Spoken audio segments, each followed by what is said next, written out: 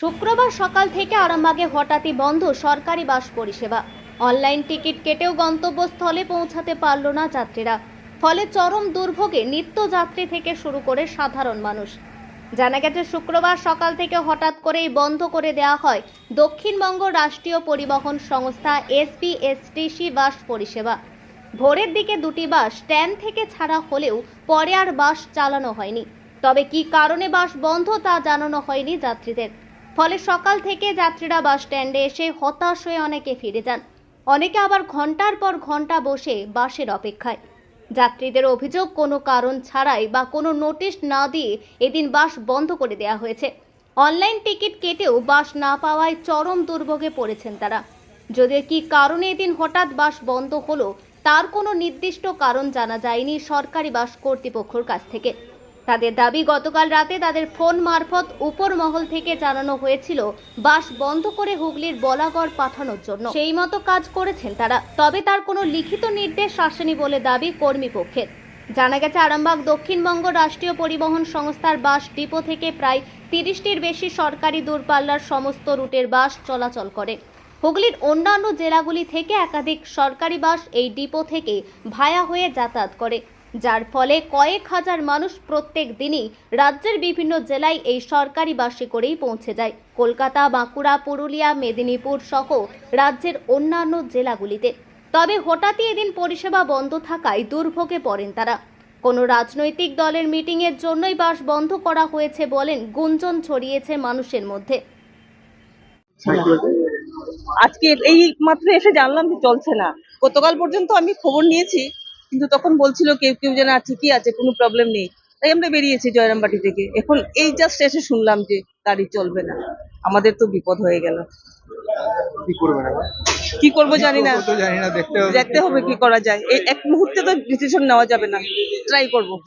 আর আমরা তো এখানকার লোক নই, আমরা আসাম থেকে এসেছি। আজ আমাদের চট করে ডিসিশন নেওয়া সম্ভব নয়, সবকিছু জানতে হবে। আসাম থেকে শিলচর, আসাম শিলচর, কলকাতা, চিংড়িঘাটা যাব না, কাটিনি, জাস্ট নেমেছি। জয়রামবাটি থেকে এসেছি। দেবযানী ভট্টাচার্য।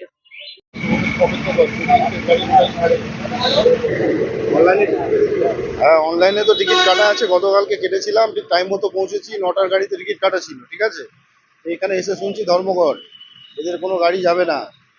আর টাকা কিভাবে রিফান্ড হবে সেটাও এরা বলতে পারছে না। যাবো এসপ্ল্যানেড, এখন তো সমস্যায় পড়ে গেছি। কাউন্টারে জিজ্ঞাসা করলাম, ওনারা কিছু বলতে পারছেন না এবং সঠিকভাবে বলতেও পারছেন না কিসের জন্য বন্দোবস্ত, কিসের ধর্মঘট, আর কেনই বা গাড়ি যাচ্ছে না সেটাও বলতে পারছেন না। এসপ্ল্যানেড, কলকাতা বন্দর, মুন্সি মইনুদ্দিন। গাড়ি কোথায় যাবেন? কলকাতা গাড়ি পাচ্ছেন? পাচ্ছি না বলেই তো জিজ্ঞেস করছি এখানে। কি বলছে? ওই তো বলছে আপনার যে মিটিং কি আছে। সব গাড়ি বন্ধ? না না, এই তো ডিপুতেই কোথাও। কোথায় যাবেন আপনি? হ্যাঁ, কোথায় যাবেন? ধর্মতলা। আপনার নাম? আমার নাম উজ্জ্বল অধিকারী। কোথা থেকে আসছে? অনলাইনে বিষ্ণুপুর থেকে।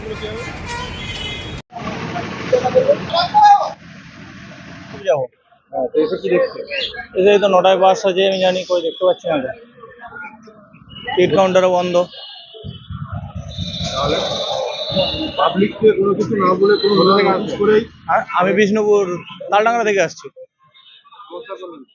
সমস্যায় পরে যাবো কিভাবে কলকাতা? আমার কাজ আছে। না কি কারণে ধর্মঘট সেটা তো জানতে পারা যায়। এখানে কোথায় অফিস কোথায়? না যাচ্ছি, আমি তো এলাম, অফিসে যাই। এখন আরামবাগেই রয়েছে প্রাণ আইভিএফ ফার্টিলিটি সেন্টার। নিঃসন্তান দম্পতিদের মুখে হাসি ফোটানোর বিশ্বস্ত প্রতিষ্ঠান প্রাণ আইভিএফ ফার্টিলিটি সেন্টার। দক্ষিণবঙ্গের মধ্যে সর্ববৃহৎ এবং সর্বপ্রথম এআরটি গভর্নমেন্ট রেজিস্টার প্রাপ্ত আইভিএফ সেন্টার এখন আরামবাগেই। অল্প খরচে আইভিএফ পরিষেবা, বন্ধ্যাত্ব চিকিৎসার এক অভিনব অধ্যায়। প্রাণ আইভিএফ ফার্টিলিটি সেন্টার একেবারে অল্প খরচে পুরুষ ও মহিলার বন্ধ্যাত্ব পরীক্ষা, বন্ধ্যাত্ব চিকিৎসা সবকিছুই হয় আমাদের প্রতিষ্ঠানে। সুচিকিৎসার মাধ্যমে মা ও বাবা ডাক শুনতে পারবেন নিঃসন্তান দম্পতিরা। তাহলে আর দেরি কেন? আজই যোগাযোগ করুন প্রাণ আইভিএফ ফার্টিলিটি সেন্টারে। ঠিকানা বসন্তপুর, আমতলা, 2 নম্বর রেলগেট, আরামবাগ, হুগলি। যোগাযোগ নম্বর 7865858781 অথবা যোগাযোগ করুন 7908098172 এই নম্বরে।